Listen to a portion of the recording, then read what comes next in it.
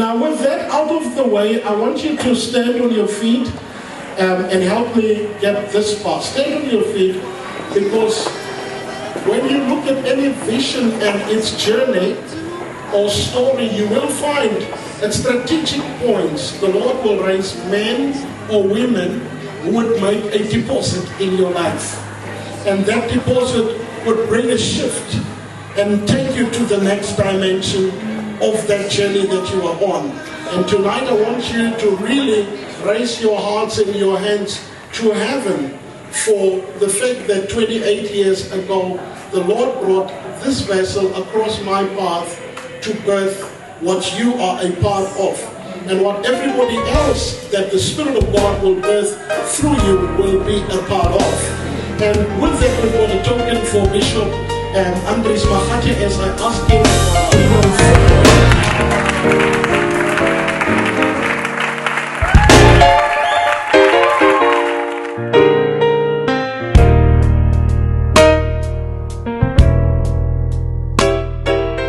It is really an appreciation to God for the life of Bishop Magate, because as a kingdom legend, he stood faithfully serving the Lord sacrificially, depositing into not just mine, my life as a fraction of the work that Elohim has used this giant over the past 53 years to deposit in and make a difference in.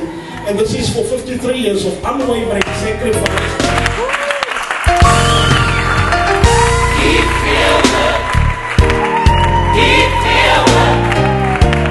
Apostolic courage and lifelong dedication to advancing the gospel of Jesus Christ.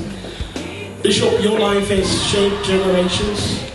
Your obedience has built altars across nations. Your fatherhood has affirmed my calling. And I just want to stand here with my family and just appreciate it.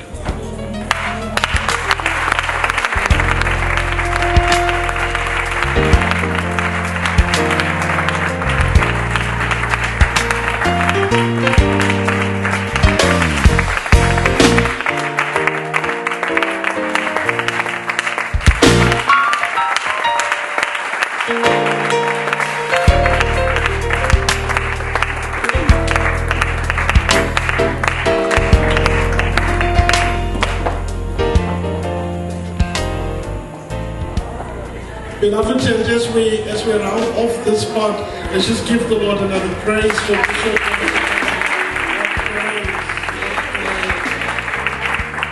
At some junction way back, I think it was the year 2010, we had a conversation with Bishop, and this was after about 10 years of silence because we were busy in different quarters.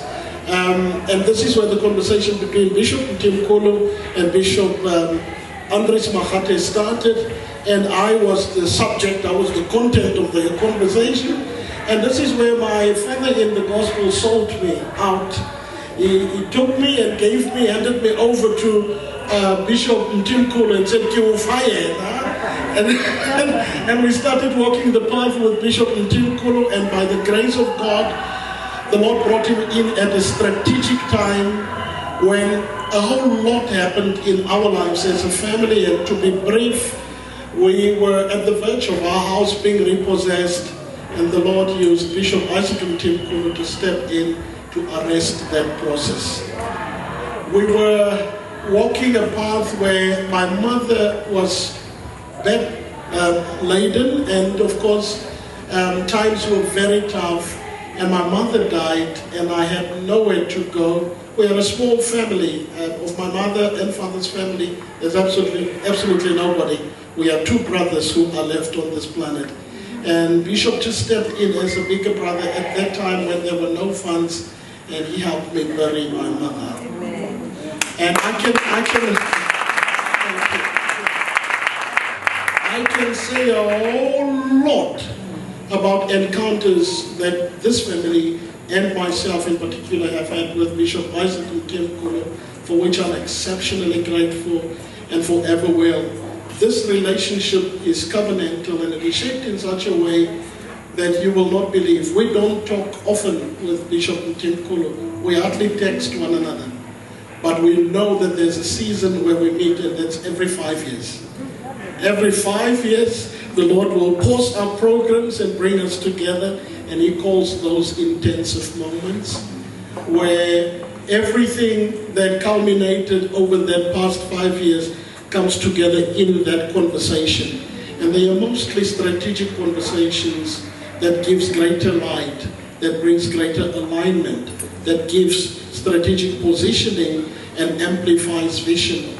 And I want to pause here and really invite you to stand on your feet with me as I invite Bishop Isaac Mtimkulu together with Pastor Veronica to kindly.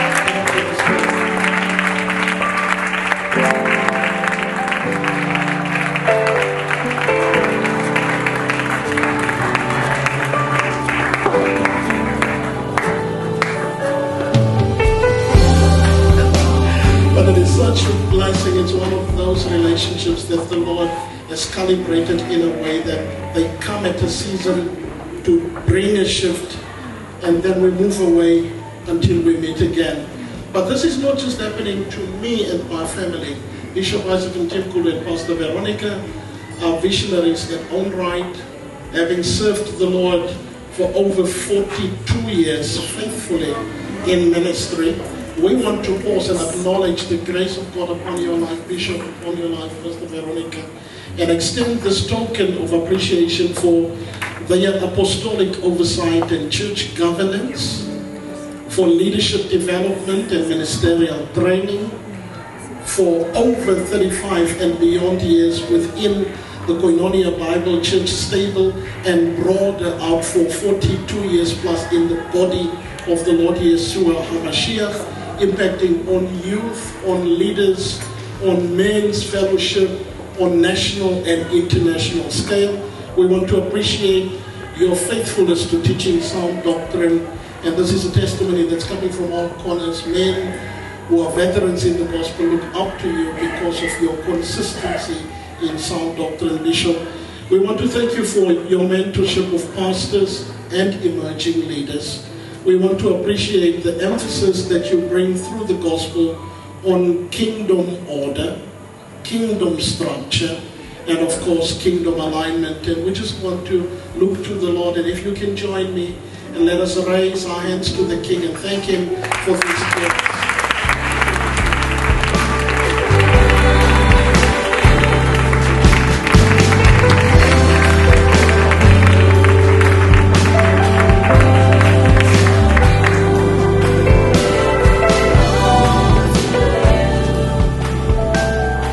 Greetings, everyone.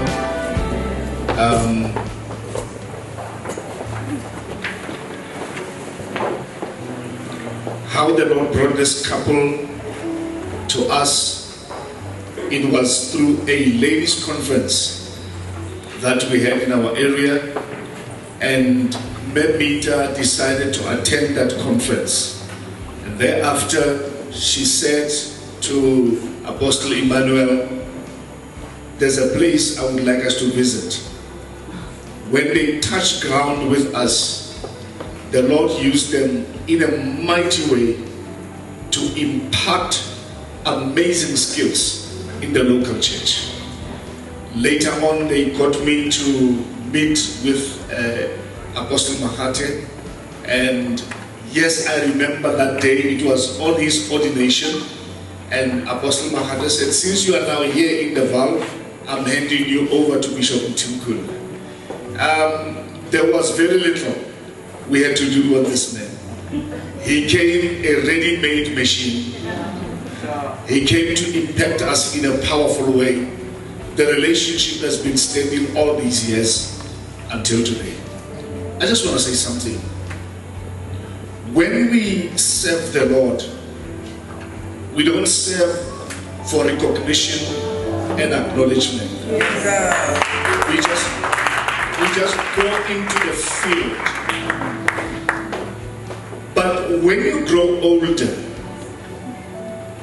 you tend to look back and ask the question, Lord, have I done the right thing? And tonight, it humbles us to find ourselves in a setting like this, where things we did out of love, we did because it was the right thing to do, has caught up with us. I want to say to all of you who are here, servants of God, never forget those who sold the gospel, sacrificed and prayed for you to be the person that you are today. Especially us in the African context. Pastors grow old. Pastors get to a place where their voices fade. Let the next wave of leaders see this example that is set here today. And together with my family, we just want to say, Apostle, thank you so much. You ambushed us. If you told us something like this was going to happen, we would have made a lot of excuses. But it feels good. Thank you, sir.